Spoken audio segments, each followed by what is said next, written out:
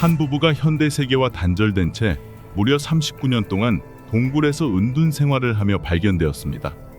남편은 야수처럼 보이지는 않지만 거칠고 초라한 모습에 누더기를 걸친 상태였습니다.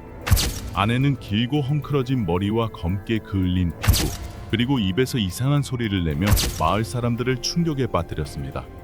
심지어 그녀는 반인반수 같은 모습으로 변한 듯 보였으며 날카로운 발톱을 지니고 있을 뿐만 아니라 야생동물보다 더 강한 이빨의 힘을 보여주었습니다.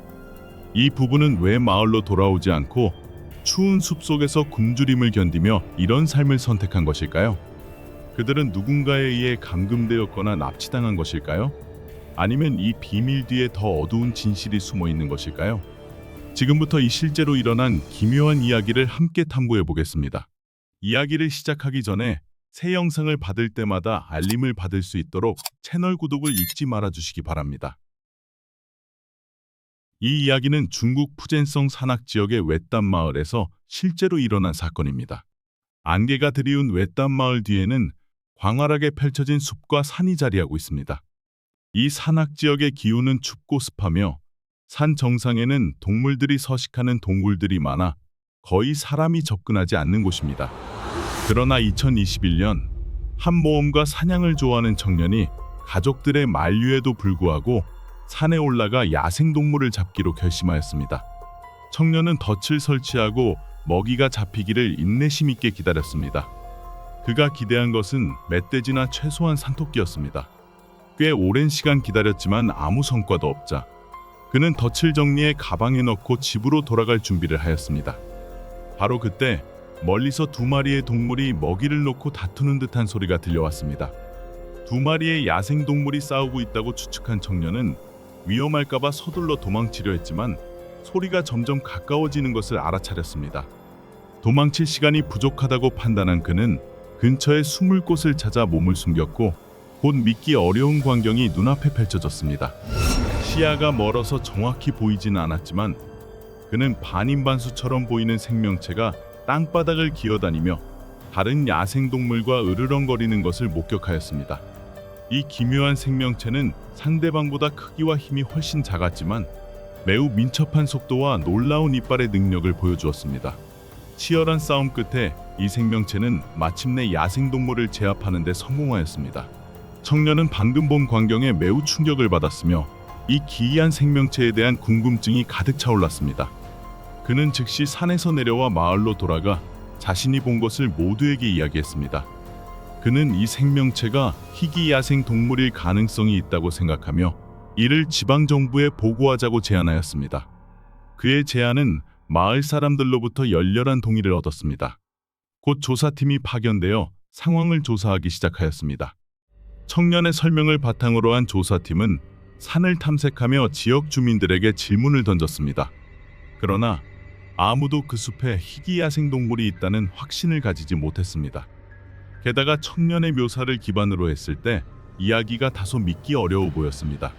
진실을 알아내기 위해 조사팀이 몇몇 마을 주민들과 함께 산으로 올라가 조사에 나섰습니다. 하루를 검색한 끝에 그들은 수상한 흔적들을 따라 한 동굴에 이르게 되었습니다. 그러나 동굴 안으로 들어갔을 때 모든 사람은 동굴 내부에서 펼쳐진 광경에 충격을 받았습니다. 어두운 동굴 속 희미한 빛 아래에서 그들은 사람 크기와 거의 비슷한 생명체가 두 발로 서 있는 것을 보았습니다. 아직 상황을 파악하기도 전에 그 생명체는 갑자기 동굴에서 뛰쳐나와 사람들을 공격하려 했습니다. 그러나 한 건장한 청년이 재빠르게 그 생명체를 붙잡는 데 성공하였습니다. 그제야 사람들은 그 생명체가 동물이 아닌 길고 날카로운 발톱과 검게 그을린 얼굴, 헝클어진 머리를 가진 인간이라는 사실에 깜짝 놀랐습니다. 더 자세히 살펴보니 그녀는 중년 여성으로 보였지만 매우 사납고 격한 표정을 하고 있었으며 오랜 세월 바람과 추위에 시달린 듯 피부는 검게 그을려 있었습니다. 얼마 지나지 않아 누더기를 걸친 한 남성이 갑자기 나타나 이 기이한 여성을 끌어안았습니다. 그는 입에서 알 수 없는 언어를 계속 내뱉으며 손짓으로 동굴 안 사람들을 쫓아내려는 듯한 행동을 보였습니다. 청년은 즉시 이 여성이 자신이 목격한 반인반수 생명체라고 단언하며 그녀의 정체를 확인했습니다. 그는 또한 동굴 안에 있는 먹이들이 모두 이 기이한 여성이 직접 사냥한 것이라고 주장하였습니다. 이 말을 들은 사람들은 동굴 안을 둘러보다 그곳에 널브러진 먹이들, 즉 박쥐, 뱀, 새, 야개, 심지어 토끼와 산고양이까지 발견하게 되었습니다. 청년의 말에 사람들은 더욱 충격을 받았고, 이 부부가 사람임에도 불구하고 왜 야생동물처럼 사냥하고 동물처럼 생활하게 되었는지 의문을 품게 되었습니다. 이러한 의문을 풀기 위해 한 조사관이 가까이 다가가 그들에게 말을 걸어 상황을 물었습니다. 하지만 두 사람은 아무 말도 하지 않고 이상한 소리만 내며 사람들의 말을 이해하지 못하는 것처럼 보였습니다. 특히 반인반수 같은 여성이 매우 사납고 공격적인 태도를 보이며 사람들에게 위협적인 행동을 하였습니다. 사건이 간단치 않음을 느낀 조사팀은 마을로 돌아가 사건의 진상을 철저히 조사하기로 결정하였습니다. 조사팀은 마을로 돌아온 후 이 사건에 어떤 숨겨진 진실이 있을 가능성을 의심하며 경찰에 사건을 보고하였습니다. 경찰은 상황을 파악한 후 마을과 인근 지역의 주민등록을 확인하기로 결정하였습니다. 조사관은 아캉과 아팡이라는 부부가 39년 전 마을에서 사라졌으며 주소 변경 신고도 하지 않았다는 사실을 발견하였습니다. 마을의 일부 주민들은 이 부부가 먼 곳으로 떠나 생계를 이어갔을 것이라고 생각하며 그들의 행방에 대해 잘 알지 못했습니다. 반면 몇몇 사람들은 이 부부가 불법적인 사업을 하거나 도망치고 있는 것이 아니냐는 의혹을 제기하였습니다. 조사관은 산속 동굴에서 발견된 의문의 부부와 실종된 아캉과 아팡 부부가 같은 시기에 사라졌다는 점에서 일치한다는 사실을 알아냈습니다. 오랜 시간이 지나 많은 기록이 소실되었기 때문에 경찰은 이 부부가 왜 동굴에서 발견되었는지 명확히 알지 못했습니다. 그들은 이 부부가 납치되거나 산속에 강제로 감금된 것이 아닌가 하는 의심을 하였습니다. 마을에서 전과가 있는 몇몇 주민을 발견한 경찰은 수사를 시작하기로 하였습니다. 그때 마을 끝에 살며 독신으로 지내는 전과자 한 명이 수상하다는 제보가 나왔습니다. 마을 주민들과 마주친 그 남성은 산에 올라가 토끼를 잡거나 숲 가장자리 근처 개울에서 물고기를 잡았다고 이야기하였습니다. 경찰은 이 남성이 독신 생활을 하며 동굴 속 부부를 납치하거나 감금했을 가능성을 의심하고 조사를 진행하기로 결정하였습니다. 그의 행동이 수상하다고 판단한 경찰은 그의 움직임을 추적하기 위해 사람을 배치하였습니다. 하지만 조사 결과 그 남성은 단지 평범한 사람이었으며 약간의 정신적 문제가 있을 뿐 부부와 관련된 어떠한 불법 행위도 하지 않았다는 사실이 밝혀졌습니다. 그는 이 부부에 대해 알지 못하며 수십 년 동안 숲에 사람이 살고 있다는 사실도 전혀 모르고 있었습니다. 사건이 답보 상태에 빠지자 조사팀과 지역 관계자들은 아캉과 아팡 부부를 마을로 데려와 상황을 명확히 하기로 하였습니다. 그들이 예상하지 못한 점은 이 문제가 결코 단순하지 않았다는 것입니다. 산속에서 찾으러 간 조사팀은 부부와 대화하는 데 큰 어려움을 겪었습니다. 남편은 오랜 시간 동안 대화를 하지 않아 언어 능력이 심각하게 저하된 상태였습니다. 그는 정상적으로 말을 하지 못하고 이해하기 어려운 이상한 소리를 낼 뿐이었습니다. 더욱 충격적인 것은 아내의 상태가 훨씬 더 심각했다는 점이었습니다. 그녀는 말을 전혀 할 수 없었고 심각한 정신 이상을 겪고 있었습니다. 심지어 그녀는 땅바닥을 기어다니며 사람들에게 으르렁거리며 자신들에게 다가오지 말라는 듯 소리를 질렀습니다. 언어 능력이 심각하게 저하된 탓에 이 부부와의 의사소통은 특히나 어려웠습니다. 이때 한 조사관이 두 사람을 산 아래로 데리고 내려가 아내를 치료하자고 제안하였습니다. 다행히도 남편은 그 말을 이해하고 제안의 고개를 끄덕였습니다. 남편의 도움으로 의료진과 지역 관계자들은 큰 어려움 끝에 아내를 산 아래로 데려올 수 있었습니다. 하지만 아내는 산 아래로 내려온 뒤 의료진에게 극도로 비협조적인 태도를 보였으며 주변의 모든 것을 물어뜯으려 하였습니다.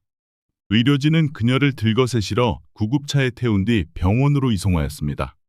병원에서의 진찰 결과 그녀는 심각한 정신질환을 앓고 있었으며 치료의 적기를 놓친 상태로 밝혀졌습니다.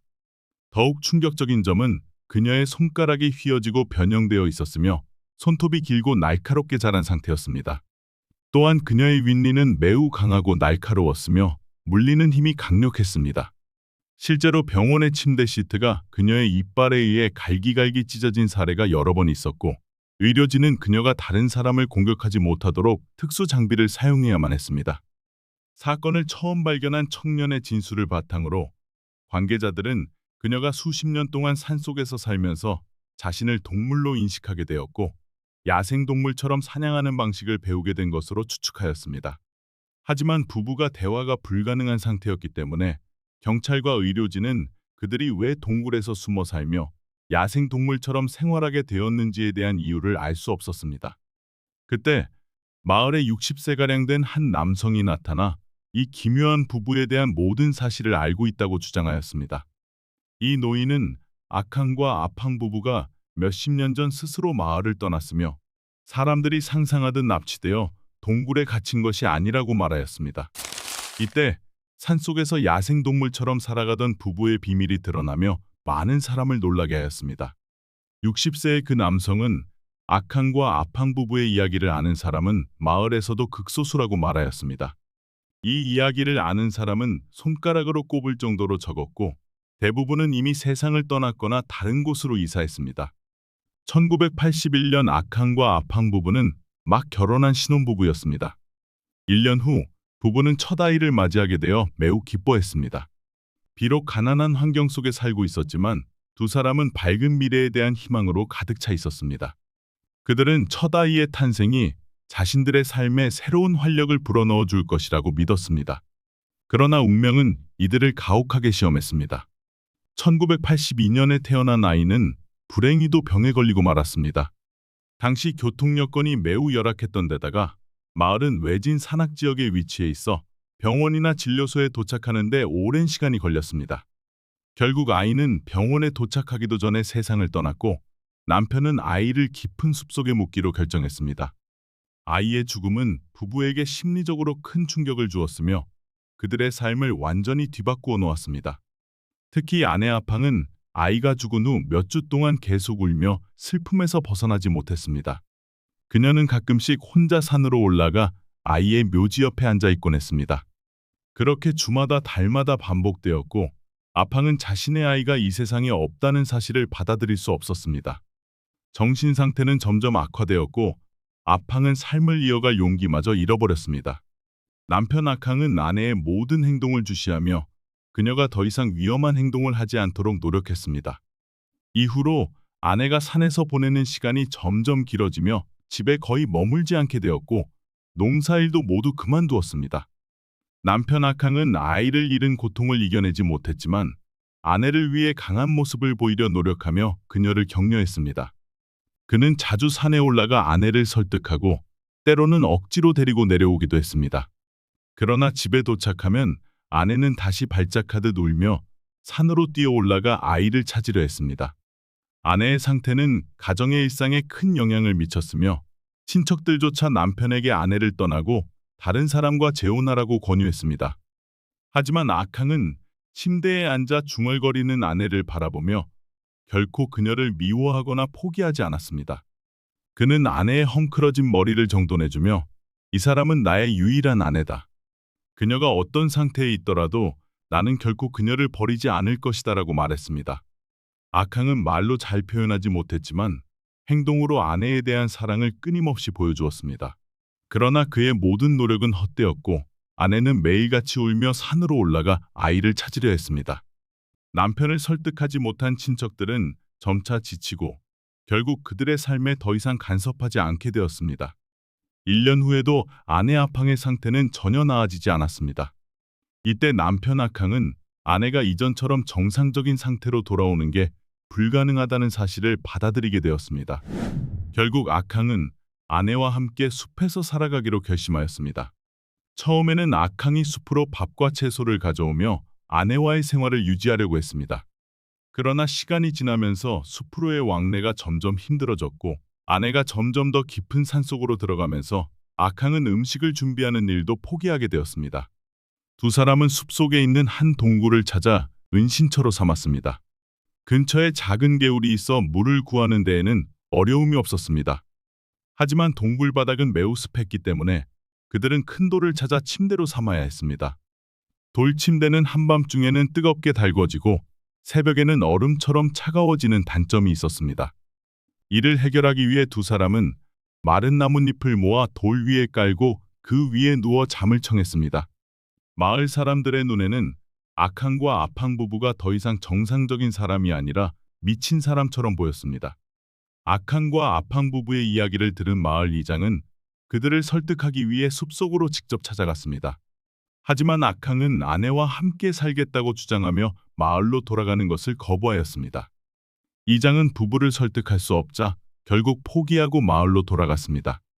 이후 마을의 많은 사람들은 더 큰 도시로 떠나 생계를 이어갔고 이 부부의 이야기는 점차 잊혀졌습니다. 오직 몇몇 나이 든 마을 주민들만이 그들의 존재를 기억할 뿐이었습니다. 처음 숲에서의 생활은 부부에게 매우 힘든 도전이었습니다. 그들은 익힌 음식을 포기해야 했습니다. 대신 그들은 숲에서 자라는 야생 과일로 끼니를 해결했습니다. 하지만 겨울이 되면서 과일을 구하기 어려워지자 나뭇잎과 나무 껍질, 그리고 생존을 위해 먹을 수 있는 모든 것을 섭취하기 시작했습니다. 이러한 장기적인 영양 부족은 그들의 면역력을 약화시키고 부종과 빈혈과 같은 건강 문제를 초래했습니다. 생존을 위해 부부는 함께 사냥을 시작하기로 결심했습니다. 처음에는 사냥 도구가 없어서 숲에 덫을 설치해 작은 동물들을 잡는 데 의존했습니다. 하지만 이런 방식으로는 잡을 수 있는 동물이 제한적이었고 주로 야개나 새 같은 소형 동물만 잡혔습니다. 더 큰 동물을 잡기 위해 그들은 전략을 바꾸고 보다 적극적으로 사냥에 나서기로 결정했습니다. 숲속 생활이 길어지면서 두 사람은 기본적인 대화조차 잃어버리게 되었습니다. 처음에는 서로 대화를 나누었지만 시간이 지나면서 말할 주제도 점점 사라졌습니다. 그렇게 부부는 대화 능력을 잃게 되었고 말을 하지도 글을 쓰지도 못하게 되었습니다. 숲에서의 39년 동안 그들은 인간의 언어를 거의 이해하지 못하게 되었고 자신의 이름조차 기억하지 못했습니다. 특히 아내 아팡은 자신을 야생동물로 인식하기 시작했고 사냥을 나가는 습관을 가지게 되었습니다.